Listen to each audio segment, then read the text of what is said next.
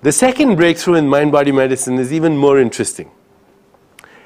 And that breakthrough is that you and your mind and your emotions and your feelings and your thoughts and your instincts and your drives and your memories and your fantasies and your dreams, that real you cannot be squeezed into the volume of a body or even the span of a lifetime. We'll get to that because there's a domain of consciousness that's actually beyond the body and the mind and even beyond space-time.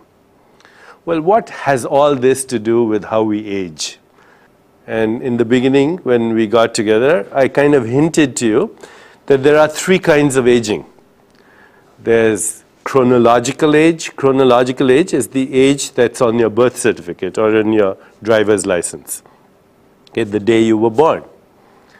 Then there's psychological age. Psychological age is how do you feel inside? Do you still feel like a little kid? I do. Do you still feel the wonder that you had when you were a child? Do you still fall in love easily? Do you feel still like to play? Do you still have a sense of wonder? In fact, there are many kinds of psychological tests that people can do to determine your psychological age. And then there's a third kind of age. It's called biological age. And biological age is you go to somebody who's an expert in aging, and they have no idea when you were born, they have no idea how you feel inside. All they do is they do certain kinds of measures. They take your blood pressure, they see how thick your bones are or how thin your bones are. So there are approximately 15 ways of measuring biological age. Let me go over them. Bone density. So as you grow older, as people grow older, not necessarily you and me, but as people grow older, their bones become thin. We call this condition osteoporosis. So that's one indication of biological age. Others are things like basal metabolic rate. So as people grow older, their metabolism slows down. As a result, they tend to get a little heavy also.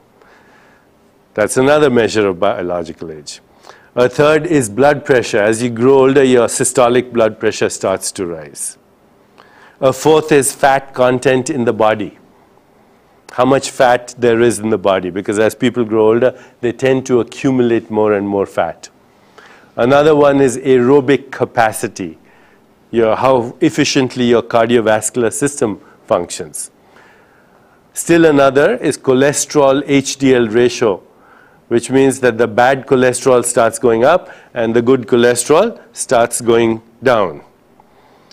Muscle mass, how much muscle you have. As people grow older, the muscle mass tends to decrease. Muscle strength, how strong your muscles are. Sugar tolerance, how easily do you metabolize sugar? Because as we grow older, we have a tendency to get diabetes, which is a result of your body not being able to metabolize sugar as efficiently. Sexual activity, of course. You know, people, as they grow older, they're less sexual. Hopefully by the time we finish this lecture, you'll never have that problem.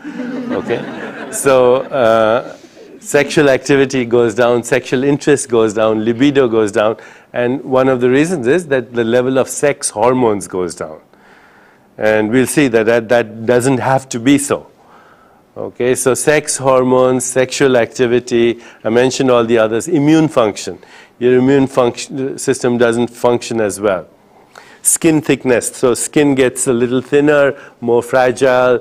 You see that the skin of older people is easily bruised, okay, because the skin thickness is less.